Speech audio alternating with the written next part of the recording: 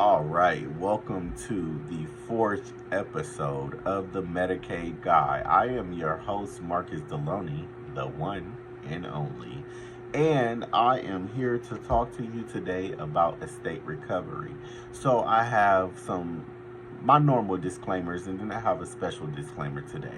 So first of all, I'm not a medical professional. I cannot diagnose anyone for any emotional, mental, or physical conditions. Please seek the appropriate resources for any mental health crisis. You want to dial 788 from your phone, whether it be a cell phone or a rotary phone. 788 will get you the mental health crisis line. For emergency medical conditions, of course, dial 911. And then any opinions that I provide are my own. They do not represent those of the Ohio Department of Medicaid, the Medicaid hotline, the Ohio Department of Job and Family Services, the County Job and Family Services, or any other medical organization. Special disclaimer today.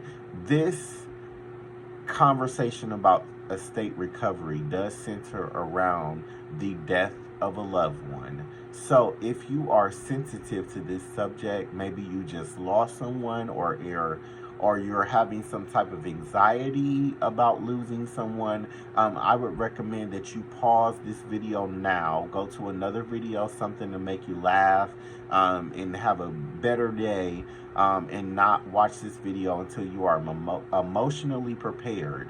I almost said emotionally. Okay, emotionally prepared to watch this video. So I just wanted to give that special disclaimer today, because this is kind of a little more grim subject than normal. So if you do deal with or struggle with any issues surrounding death, this would be a great time for you to exit this video and go to something else that would, put you in a better space or place of mind. But if you are going to stick with it, I got you. So, what is estate recovery? The estate recovery program seeks to recover the cost of Medicaid from the estates of deceased consumers who were 55 and older. So if you're over 55, or permanently institutionalized, which institutionalization refers to like a long-term care facility, hospice, nursing home. Maybe you are long-term in the hospital, something like that, and your Medicaid services are paying the cost for that. If you are institutionalized at the time of your death, then estate recovery could possibly apply to you. In layman's terms, when you receive any kind of assistance from the government or the state, they are going to try to recoup the monies that were spent providing services to the person who was insured at the time. So basically, any monies that they have left over, or whatever the case, could possibly be viewed as seizable by the government.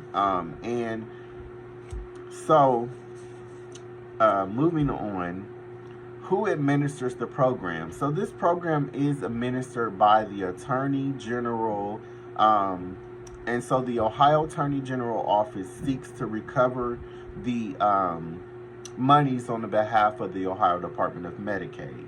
So how it works is, the estate's executor, so whoever's in charge of the estate or the affairs of the person who is deceased, / their beneficiary, is responsible for notifying the Attorney General's office of the death of a Medicaid consumer who was 55 or older, or institutionalized at the time of death.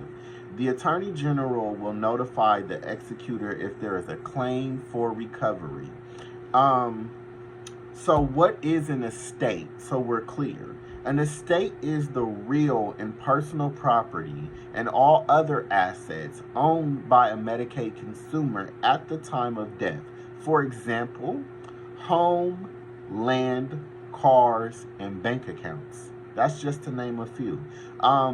Of what is seizable by the Attorney General's office. So that would be considered their estate. So when does the recovery take place? Well, it takes place only after the death of the surviving consumer's spouse, when the consumer does not have a surviving child under the age of 21, or when the consumer does not have a surviving child who is blind or disabled according to Medicaid regulations. Does my will protect my assets from estate recovery? The answer is no. Medicaid and other creditors are paid before any assets are distributed to heirs or other beneficiaries.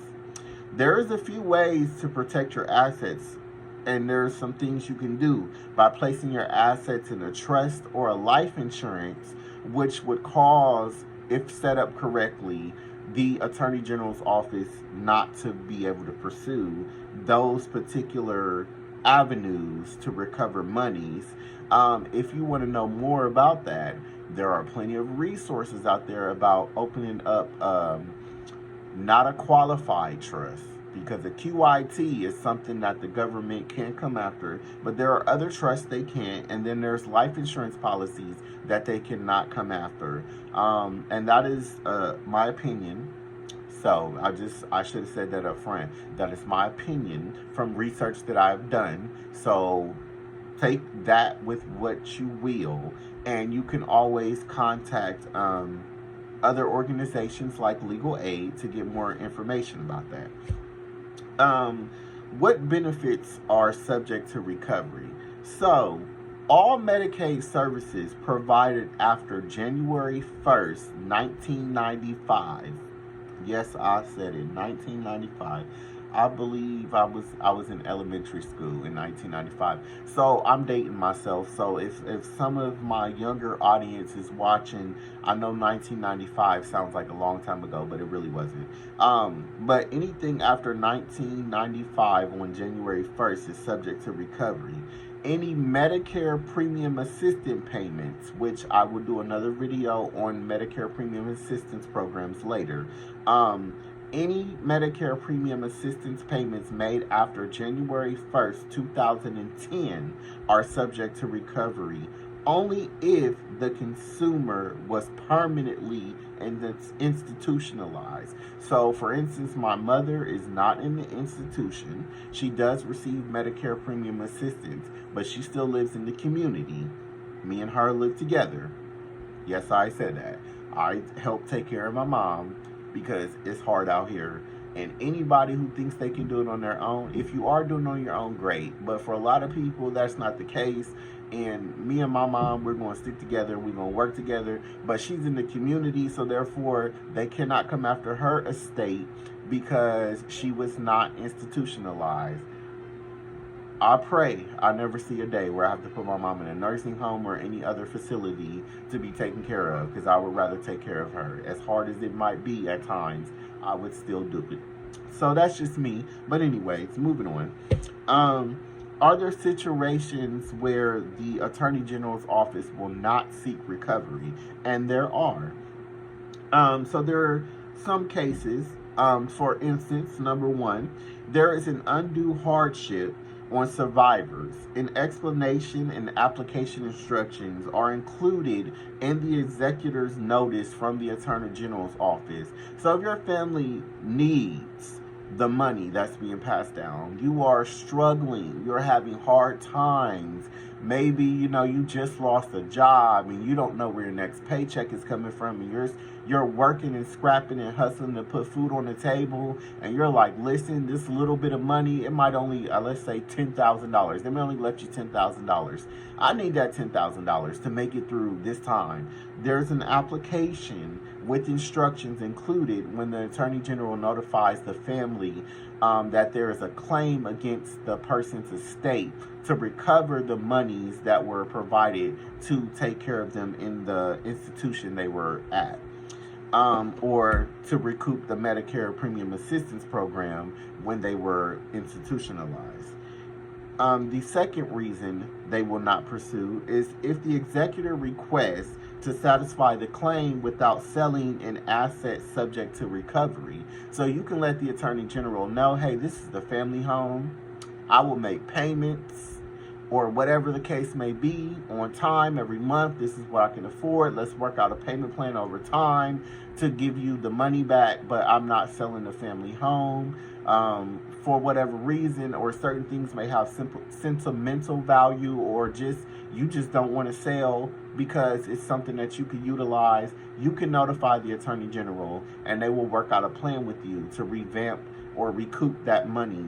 That was delved out to the person. Lord, I'm using wrong words. That was paid out to the person that was in an institution. The other thing is, if the qualified long-term care partnership disregards, meaning that the Ohio Department of Medicaid or the appropriate party decides not to pursue recovery.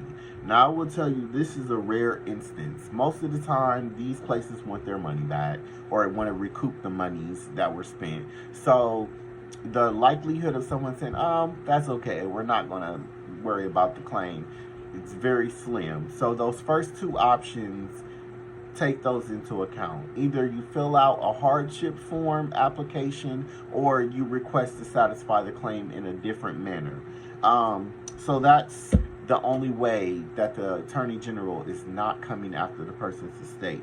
How you can get more info on estate recovery, because again, this video isn't all encompassing about the nuances. I do as much research as I can prior to doing these videos about these subjects, and I really dig deep into what I can find, but sometimes I don't always get a response right away. So I did actually reach out to the Ohio Department of Medicaid for clarification on some things. So I will do a part 2 or update video once I get a response from that.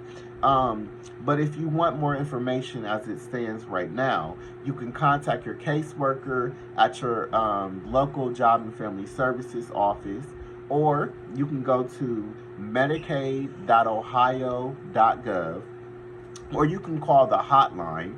And the Medicaid hotline can provide you with email or text regarding this subject for estate recovery.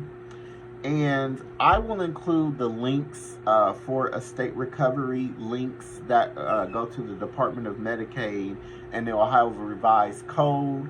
And then, of course, some other websites you can look up information about estate recovery.